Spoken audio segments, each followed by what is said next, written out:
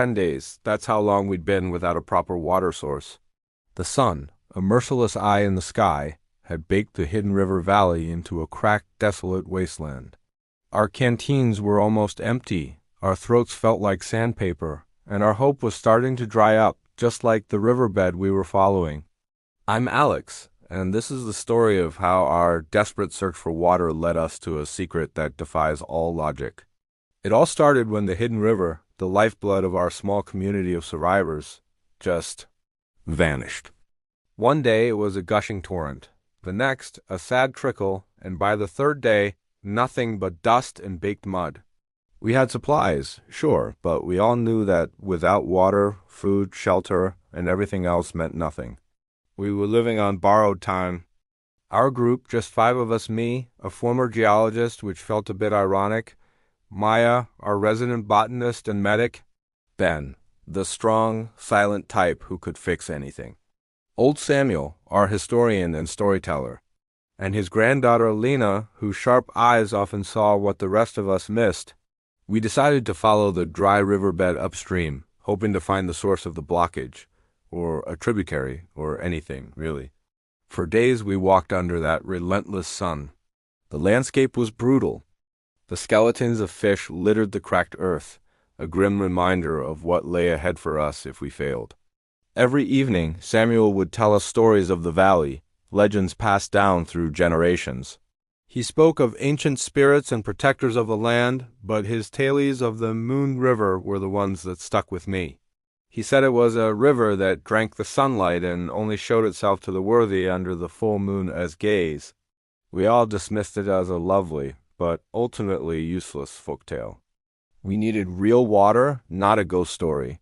On the 10th night, desperation had truly set in. We made camp in the deepest part of the canyon, where the river once carved a sharp bend. The full moon rose, enormous and silver, casting long, eerie shadows across the canyon floor. We were rationing the last few drops of our water, the silence between us heavy with unspoken fear.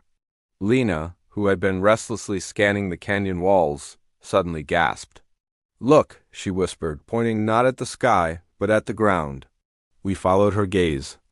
At first I saw nothing, just more cracked mud, but then a faint shimmer. A soft, ethereal light began to pulse from deep within the cracks of the riverbed.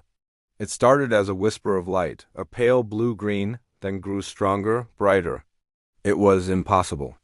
The light was flowing, tracing the exact path the river once took. It wasn't water reflecting the moonlight. The light was coming from beneath the ground itself. Ben, ever the skeptic, cautiously approached the glowing fissure. He knelt down, his hand hovering over the light. There's no heat," he said, his voice filled with awe. Maya joined him, her scientific mind racing. Bioluminescence? Some kind of algae or fungus activated by the lunar cycle? She mused, but she didn't sound convinced. It was too uniform, too intentional. Samuel simply smiled, a knowing, peaceful look on his face. "The Moon River," he said softly. "It has shown itself." He explained that the legend wasn't about a river of light, but a river protected by light. The glow was a guide, a sign that the true river was still there, hidden deep below. He pointed to a section of the canyon wall that looked no different from the rest. "The legend says the entrance is hidden behind the weeping stone." We looked at the wall. It was just rock. But Lena, her eyes sharp as ever, noticed a faint dark stain running down the stone, like ancient tear tracks. "It's damp," she said, touching the rock. It was true. A subtle coolness, a hint of moisture clung to the surface. Ben, needing no more encouragement, took out his tools. He and I began to probe the rock face. Behind a large, loose slab we found it. Not a cave, but a fissure, a narrow crack just wide enough for a person to squeeze through. And from within, we could hear it, a sound we thought we'd never hear again. The gentle, unmistakable sound of flowing water. A cool, damp breeze carrying the scent of wet earth and stone washed over us. It was the most beautiful smell in the world. Squeezing through the crack one by one, we found ourselves in a narrow, subterranean passage. The bioluminescent glow from the riverbed above filtered through tiny cracks in the ceiling, illuminating our path with its magical light. The passage sloped downward, and the sound of water grew louder. After about 100 feet, the tunnel opened up into a breathtaking cavern, and there it was. A river, crystal clear and vibrant, flowing steadily through the heart of the rock. It wasn't a raging torrent, but a strong, healthy stream, cool and pure. It was the hidden river, diverted underground. But how and why? As we drank the fresh, cold water, the best we had ever tasted, we noticed the walls of the cavern. They weren't natural.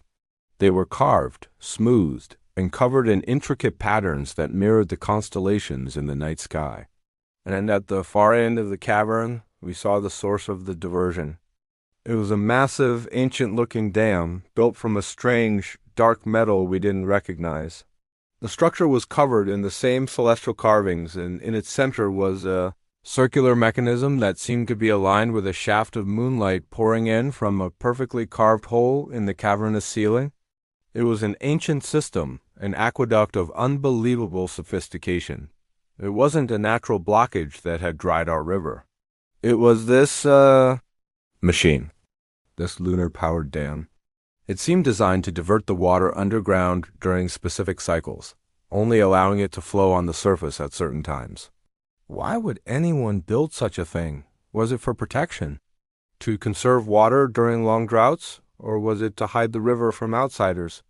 Maya examined the carvings, her fingers tracing the lines. "This isn't just decoration," she said. "It's a map, a calendar. It predicts the lunar cycles, the solar cycles, the seasons for centuries." Whoever built this had an incredible understanding of astronomy and engineering. This ancient civilization hadn't just built a dam. They had created a fully automated, self-sustaining water management system powered by the moon itself. We had found our water, but we had stumbled upon a mystery far greater than we could have ever imagined. Who were the people who built this? Where'd they go? And most importantly, does this mechanism control the entire river system? We realized the Moon River legend wasn't just a story to help people find a hidden spring. It was a user manual, a key passed down through generations disguised as folklore. Samuel's ancestors weren't just storytellers. They were guardians of this ancient knowledge. Our mission had changed. It was no longer just about survival. It was about understanding. We had to learn how this system worked, not just for our own sake, but for the future of the valley. This technology could be the key to rebuilding, to creating a sustainable future in this changed world. But it also came with a great responsibility. We were now the keepers of this secret. As we filled our canteens and prepared to head back, a new sense of purpose filled us. The world outside was broken, but here, deep beneath the earth, we had found a legacy of hope, a marvel of ingenuity that had survived for centuries. Our journey was far from over. In fact, it felt like it was just beginning. We had survived the drought, but now we had to prove we were worthy of the secret of the Moon River. Thanks for watching our journey unfold. The questions are only getting bigger from here. What other secrets does this valley hold?